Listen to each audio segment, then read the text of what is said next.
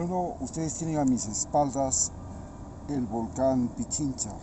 Es toda esa enorme superficie que ustedes pueden ver. Y ese volcán Pichincha es precisamente el lugar donde, en esta parte donde ustedes ven más acá, es donde se libró la famosa batalla de Pichincha, que nos dio la independencia en 1822, el 24 de mayo. Ya solo faltan pocas semanas y es el día en que se posesiona el señor Guillermo Lasso como presidente de Ecuador. Hoy Colombia se encuentra convulsionada y la convulsión de Colombia también convulsiona, como siempre, a Ecuador y Venezuela. ¿Por qué? Porque Ecuador, Colombia y Venezuela fueron un día un solo país, la Gran Colombia. Y ese gran país llegó a significar el país más amenazante para el poder de los imperios europeos y del naciente imperialismo norteamericano. Estamos hablando de 1822. Era un país que ocupaba toda la parte norte del río Amazonas hasta el Caribe y del río Amazonas en su desembocadura hasta el Océano Pacífico. Este enorme país se había convertido en el mayor productor agrícola de caña de azúcar, alcohol y textiles de Sudamérica para el Imperio Español. La independencia de América fue financiada por el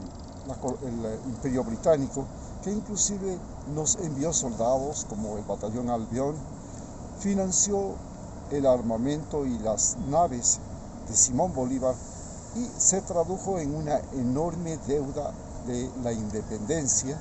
Y esta enorme deuda de la independencia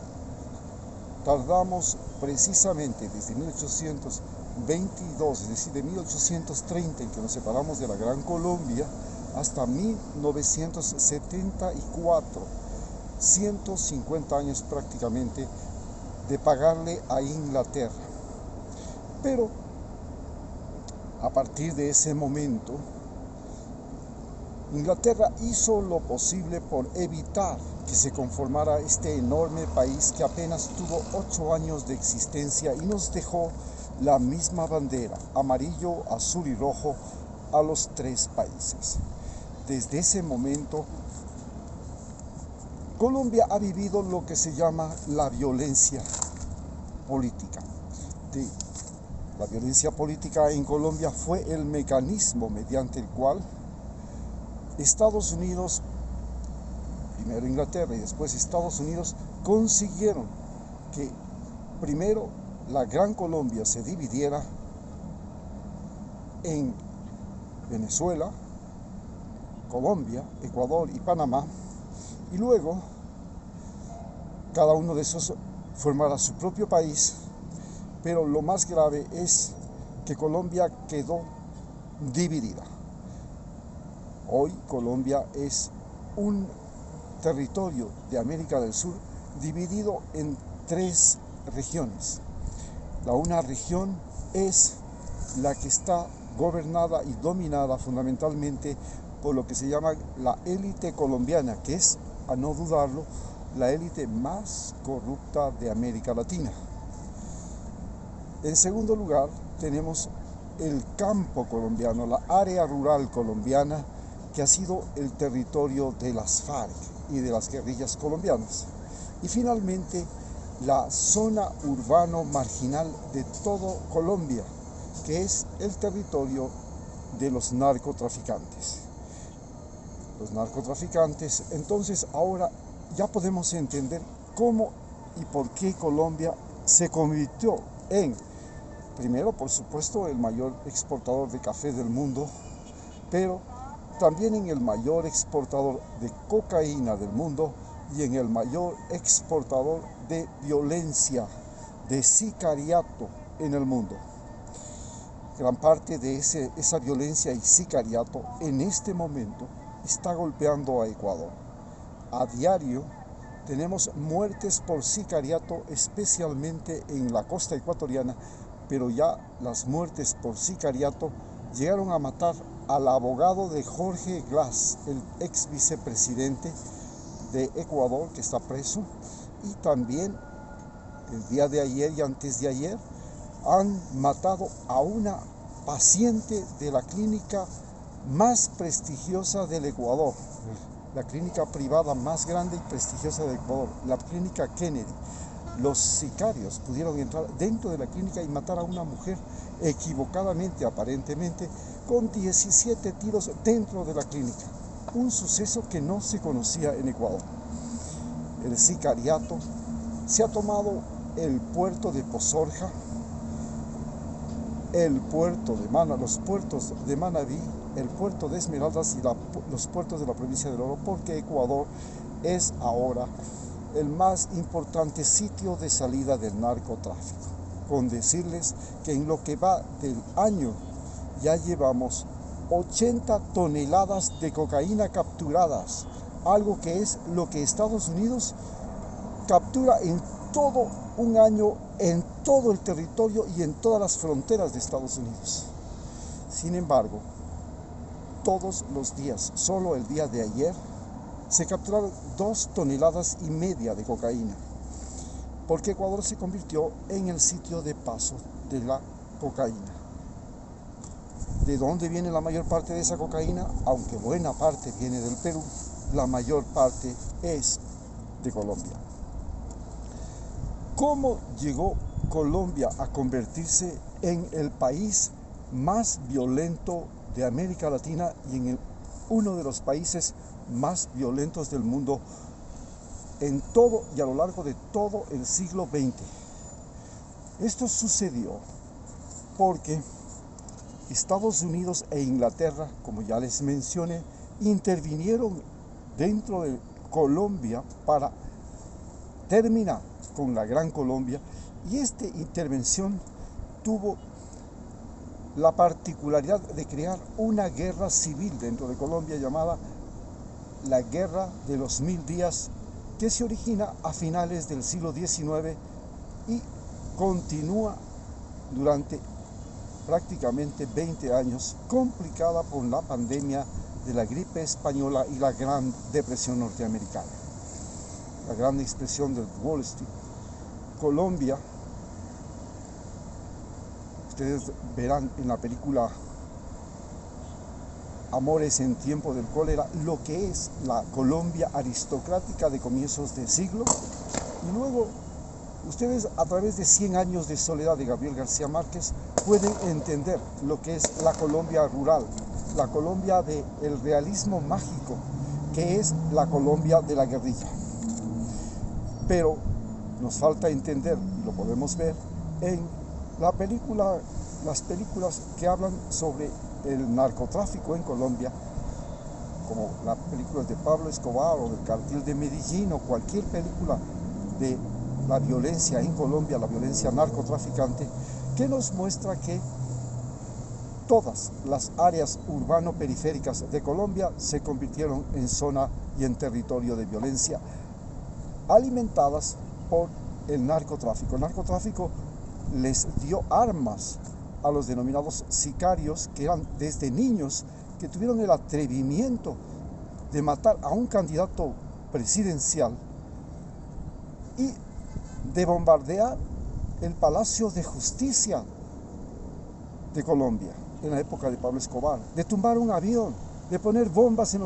para acabar y crear una guerra de terrorismo mediante autobombas en Medellín.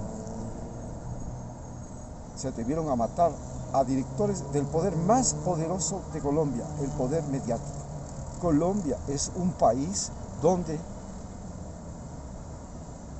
Caracol y RCN son desde hace décadas los dueños del país. Caracol y RCN son los que deciden quién es el nuevo presidente de Colombia, porque en Colombia la radiodifusión y la televisión lograron un alcance extraordinario dentro de las poblaciones que van a votar. Pero Colombia, en la zona rural, donde está la guerrilla y que fundamentalmente es la frontera sur, que comprende la frontera con Ecuador, con Perú, incluida con Brasil, se convirtió en una frontera y un territorio de la guerrilla. Las FARC ocuparon toda esa franja y nosotros, los ecuatorianos, hemos estado limitando con la guerrilla colombiana desde hace décadas, prácticamente desde los años 80. Colombia también fue, además de víctima de un intervencionismo norteamericano en 1903 que permitió la separación de Panamá y la construcción posterior del Canal de Panamá para los norteamericanos, que fue pues la que le dio a Estados Unidos el poderío necesario al reducir el tránsito marítimo que tenía que hacerse por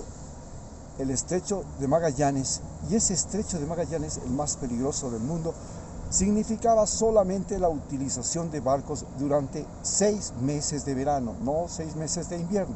porque se congelaba, pero además significó la utilización de una ruta marítima muy corta de apenas algunos cientos de kilómetros, un canal que fue iniciada por Suez, el constructor del canal de Suez, por Francia, pero debido a la malaria y a la fiebre amarilla, que mató más de 20.000 personas, fue comprado el proyecto por el presidente Teodoro Roosevelt, el que creó la denominada doctrina del Gran Garrote y el que llevó adelante la guerra contra España para quitarle Puerto Rico, Filipinas, Cuba, Guam, Islas Marianas, Islas Salomón, entre otras. Esta expansión imperialista marítima de Estados Unidos, que la empieza Teodoro Roosevelt y que es la continuación de la expansión territorial continental luego de 1840, en que Estados Unidos hace la invasión de los territorios mexicanos para llegar hasta California, Colorado y tener salida al Pacífico. En esta expansión norteamericana transoceánica, el canal de Panamá se convierte en la pieza clave y la causa, el motivo para que Colombia empiece lo que se llama el siglo de la violencia, que ha sido el siglo XX. El siglo XX de Colombia ha sido el siglo donde la violencia, que ya desde la independencia se convirtió en una forma de gobierno, el asesinato, el sicariato, se convirtió en una forma de gobierno desde que Santander fue presidente de Colombia. Recordemos que Santander mandó a matar al libertador de Ecuador y de Perú, el mariscal Antonio José de Sucre, a través del presidente Flores. Y la conspiración de Santander también mató a Simón Bolívar, que se dice que murió por tuberculosis, pero se establecieron muchas dudas al respecto, que las trató de resolver Hugo Chávez. ¿Qué es lo que estamos viviendo en este momento? La protesta en Colombia. ¿Por qué la protesta en Colombia es extremadamente complicada y difícil? Porque es una protesta en el país más violento de América. La protesta en Colombia, recordemos que además Colombia no solamente que se convirtió en el mejor y mayor exportador de café del mundo, sino que Colombia se convirtió en el mayor exportador de la violencia colombiana. La violencia colombiana llegó a México, contaminó México y convirtió a los carteles mexicanos de la droga en los carteles más violentos del mundo, inclusive más violentos que los carteles colombianos. Y esto significa que Estados Unidos, que ha financiado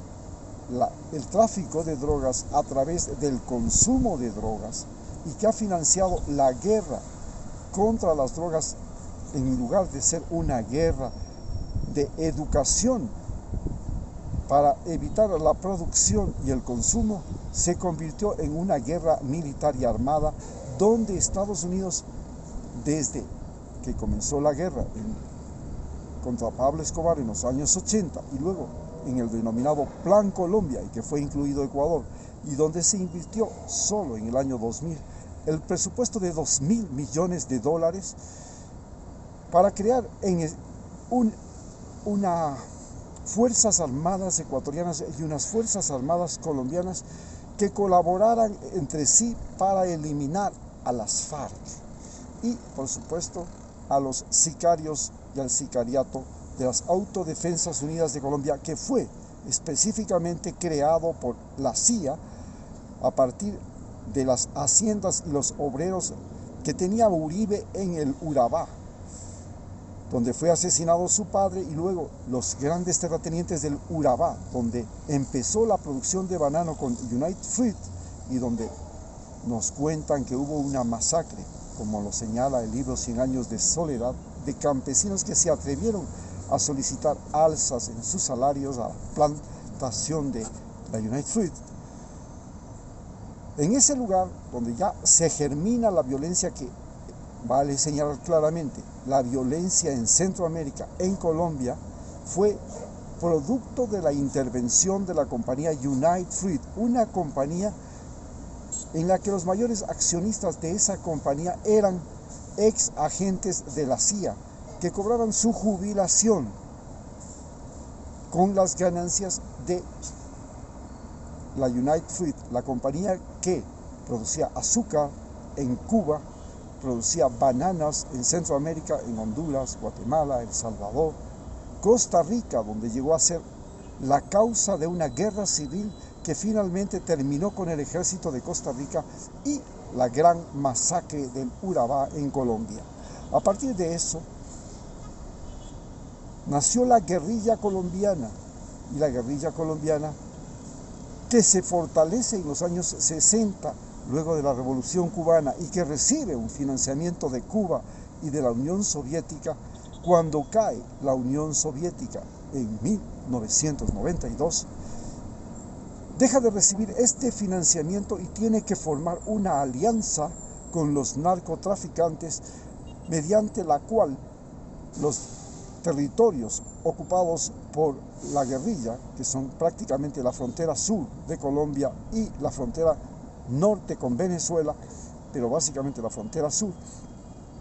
se convierten en zona de cultivo y producción de cocaína bajo la protección de la FARC. Y una vez que se sucede eso, viene la guerra contra las drogas, que es esta guerra en la que estamos involucrados desde el año 2002 hasta el año 2010, en que Rafael Correa no renueva el acuerdo para que Estados Unidos pueda tener una base militar, que la tenía desde el año 2000 hasta el 2010 en Manta, y Ecuador sale de la guerra del narcotráfico luego de que Colombia invade Ecuador para matar a Reyes, el segundo al mando de las FARC, en Angostura, provincia de Sucumbíos, Ecuador, lo que llegó a una ruptura diplomática entre el gobierno de Rafael Correa y de Uribe, su más enconado enemigo político en América del Sur. Una vez que se suceden estos acontecimientos, Colombia deja de ser solamente un productor que exporta directamente la cocaína a Estados Unidos y se convierte en el mayor exportador de cocaína del mundo a través de los carteles mexicanos. El Chapo Guzmán se convierte, junto con todo el cartel de Sinaloa, en los más importantes narcotraficantes del mundo, que ahora están en competencia con otros carteles mexicanos como Jalisco Nueva Generación, y cuya lucha se libra en territorio ecuatoriano, donde hace apenas un mes tuvimos una masacre dentro de las cárceles en la que murieron 80 presos por una disputa entre los sicarios y del cartel de Jalisco Nueva Generación y los sicarios del cartel de Sinaloa. Así pues vemos que Colombia se ha convertido en el mayor exportador mundial de violencia y está ganando la guerra al narcotráfico a los Estados Unidos, que es la guerra más larga y costosa que ha librado Estados Unidos en América Latina. La guerra al narcotráfico empezó con el gobierno de Ronald Reagan en los años 80 y continúa hasta la fecha. Llevamos 40 años de guerra. Y esta guerra es la guerra que Estados Unidos la está perdiendo, porque en lugar de reducirse, el narcotráfico se ha multiplicado. Ahora ya no es solamente Colombia el mayor productor de cocaína, sino que lo es el segundo, Perú, y Ecuador y Brasil. Brasil se ha convertido en el mayor corredor hídrico, fluvial, de cocaína. La cocaína de Colombia y de Perú ahora sale por el río Amazonas al Atlántico y desde ahí se prolonga hacia o se reparte a todas partes del mundo. Ecuador ya es solamente la puerta de salida por el Pacífico. Esas son las características de la situación. Pero mientras eso sucede, Colombia se enfrenta en este momento al momento más crítico de lo que se llama la élite social colombiana, que está básicamente manejada por el ejército colombiano y la policía colombiana. El ejército y la policía colombiana son los que ponen y quitan presidentes en la denominada zona central de Colombia, que es el territorio que no está ni al Pacífico, ni al Atlántico, ni en la frontera sur, y por eso es la principal causa de que no se haya aceptado el acuerdo de paz firmado en La Habana, que no fue aceptado ni por Estados Unidos, ni por la derecha colombiana, ni por el ejército colombiano. Firmaron ese acuerdo de paz prácticamente el gobierno de Santos, pero no el ejército colombiano, que es un ejército directamente controlado por Estados Unidos. Este ejército colombiano, al igual que la DEA, son controlados, y la policía colombiana son controlados específicamente por Estados Unidos.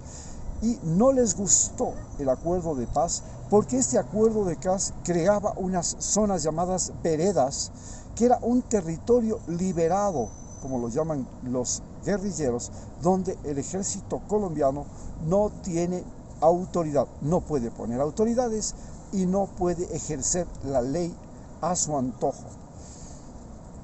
Entonces, toda esta zona de veredas, que era territorio de las FARC, se ha neutralizado y se ha anulado al no aceptar el acuerdo de paz. Colombia sigue siendo y continuará siendo por un tiempo más la zona de guerra entre las guerrillas, que han vuelto nuevamente las FARC, han vuelto el Ejército de Liberación Popular y otras más, los paramilitares, que se llaman los grupos armados ilegales,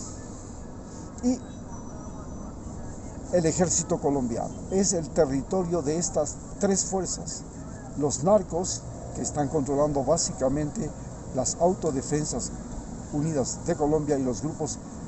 no regulares; la guerrilla, que está controlando los grupos armados campesinos y